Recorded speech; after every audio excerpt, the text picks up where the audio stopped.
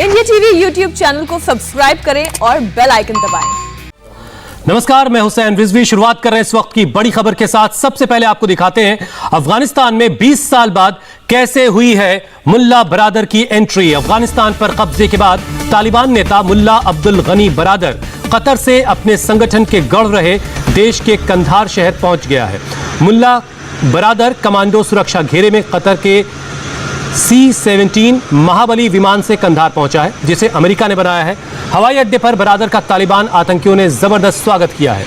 इसके बाद मुल्ला बरादर का विशाल काफिला शहर से होते हुए रवाना हुआ और ये तस्वीरें आप देखिए। जबरदस्त स्वागत हुआ मुल्ला बरादर जब कंधार एयरपोर्ट पर उतरा। तालिबान के कब्जे के बाद अब मुल्ला बरादर अफगानिस्तान की ज़मीन पर पहुंच चुका है। वो कंधार पहुंचा है। ये वो इलाका है जहां पहले भी तालिबान का ये गढ़ रहा है और ये C-17 विमान के ज़रिए कंधार पहुंचा है मुल्ला बरादर।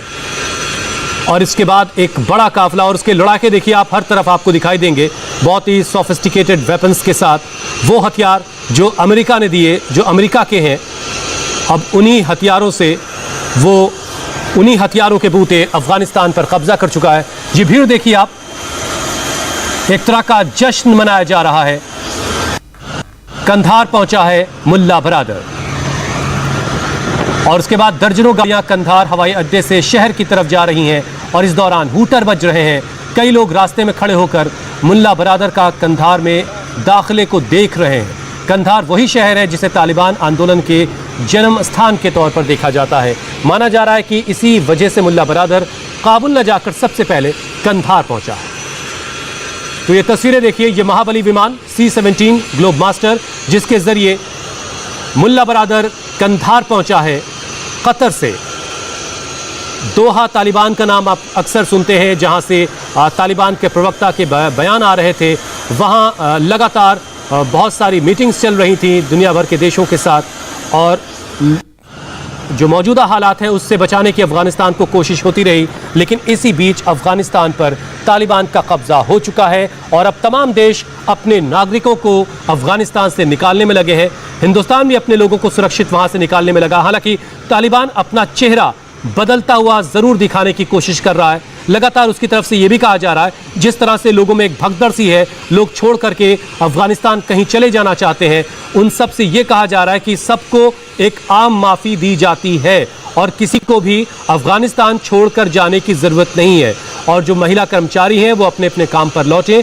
किसी को भी किसी तरह से किसी से डरने की ज़रूरत नहीं। अब सवाल ये है कि अफगानिस्तान के तालिबान पर किस तरह से अफगानिस्तान के लोग भरोसा कर सकते हैं, क्योंकि जो दौर तालिबान का देखा है उन्होंने, उसका खौफ, उसकी दहशत अब भी उनके जहनों में है।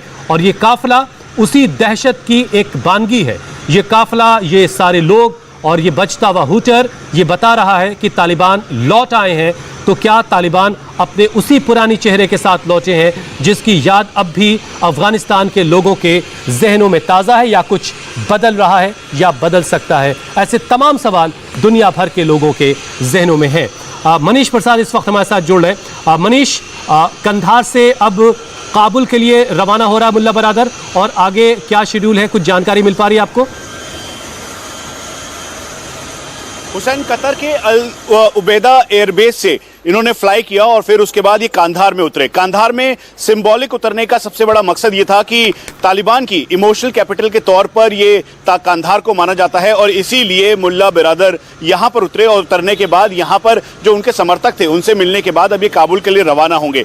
कल ज़बीउल्लाह जो उनके स्पोक्सपर्सन हैं तालिबान के, उन्होंने औपचारिक तौर पर इस बात को कहा था कि अगले 3 से 4 दिन में गवर्नमेंट फॉर्म कर ली जाएगी, यानी वहाँ पर जो ढांचा है गवर्नमेंट का वो पूरी तरीके से फॉर्म कर लिया जाएगा। और इसीलिए मुल्ला बरादर का यहाँ पर आना ये सांकेतिक तौर पे बताता है कि अगले प्रेसिडेंट का चुनाव जो निश्चित तौर पर मुल्ला बरादर बनने वाले हैं, ऐसा संकेत भी हमें मिल रहा है जो हमारे ग्राउंड पे सोर्सेज हैं उनके मुताबिक।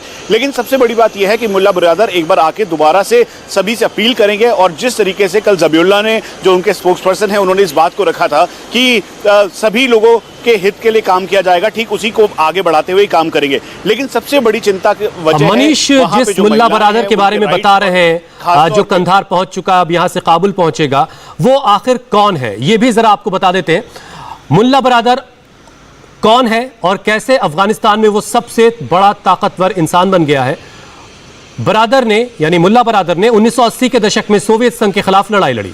1992 में रूसी सेना को खदेड़ने के बाद अफगानिस्तान गृह युद्ध में घिर गया था और इसी दौरान मुल्ला बरादर ने अपने बहनोई मुल्ला उमर के साथ कंधार में एक मदरसा तैयार किया।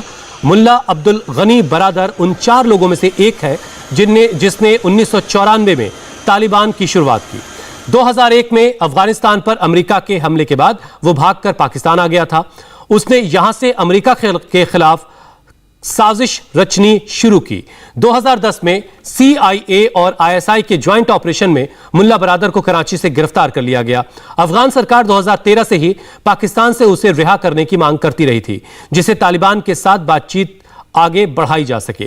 2018 में अमेरिका ने पाकिस्तान पर प्रेशर डालकर मुल्ला बरादर को जेल से रिहा करवाया और इसके बाद उसने कतर की राजधानी दोहा को अपना ठिकाना बना लिया। मुल्ला अब्दुल गनी बरादर तालिबान का सुप्रीम पॉलिटिकल लीडर है और वो अब कंधार पहुंच चुका है और उम्मीद ये देश दुनिया भर के लोग ये उम्मीद जता रहे हैं कि अब अफगानिस्तान की कमान उसी के हाथों में होगी और वो कंधार पहुंचा है। वो तस्वीरें में देखिए आप, ये कंधार एयरपोर्ट है जहां पर तालिबान लड़ाकों का जमावड़ा है और उसके बीच C-17 विमान लैंड करता है और जबरदस्त स्वागत किया जाता है मुल्ला बरादर का, जो कंधार पहुंच चुका है। ये एक तरह से तालिबान का गढ़ है और यहां पर उतर करके उसने अपने लोगों को एक तरह का इमोशनल मैसेज भी दिया है कि कंधार की अहमियत उसके लिए क्या है और अब यहां से काबुल की तरफ मुल्ला बरादर रवाना होगा।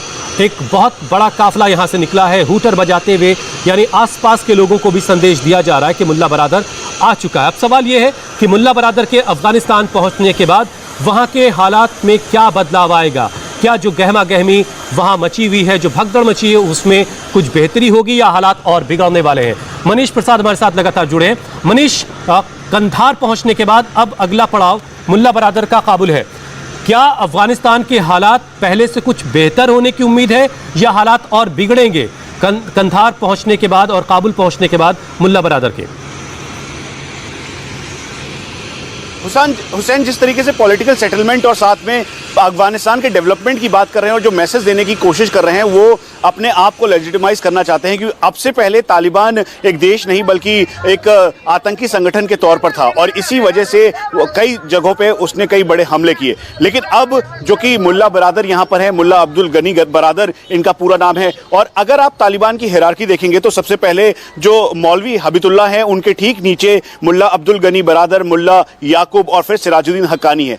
इंपॉर्टेंट रोल सिराजुद्दीन हक्कानी अदा कर रहे थे क्योंकि जितने भी फिदाइन अटैक हो रहे थे मान के चला जा रहा था कि उसके पीछे ये है। लेकिन अब्दुल गनी बरादर और साथ में जो स्पोक्सपर्सन है ज़बीउल्लाह, उनके द्वारा ये औपचारिक तौर पे कहा गया कि अफगानिस्तान की बेहतरी के लिए काम करें, इसलिए सभी जितने भी वहां के लोग हैं वो सब आए और सभी एक बार फिर से गवर्नमेंट ऑफिस को करें। लेकिन एक और बात, 3 से 4 दिन बड़े ही इंपॉर्टेंट है क्योंकि इसमें तय होगा कि तालिबान की तरफ से कौन इसकी अगुवाई करेगा और ये बताया जा रहा है हमारे जो ऑन ग्राउंड सोर्सेज हैं कि प्रेसिडेंट अब्दुल गनी बरादर बन सकते हैं और साथ में जो इनका समर्थन मौलवी हबीबुल्लाह जो इनके हेड हैं तालिबान के, उनको भी हासिल है। लेकिन सबसे बड़ी दहशत वहां के लोगों में है, अभी भी उन लोगों में है जो कि पिछले 20 सालों से तालिबान के खिलाफ खड़े हुए थे और साथ में और पंजशीर आपको बिल्कुल भी अवॉइड नहीं करना चाहिए क्योंकि पंजशीर में अमरुल्लाह सलेह जो कि जिन्होंने खुद क्लेम किया कि अब वो क्योंकि अशरफ गनी यहाँ पर नहीं है तो वो यहाँ के प्रेसिडेंट हैं, अफगानिस्तान के संविधान के मुताबिक उन्होंने ये क्लेम किया था। मनीष, एक और बड़ी खबर आ रही है, वो दर्शकों को बता दें फिर आपके पास लौट कर आते हैं।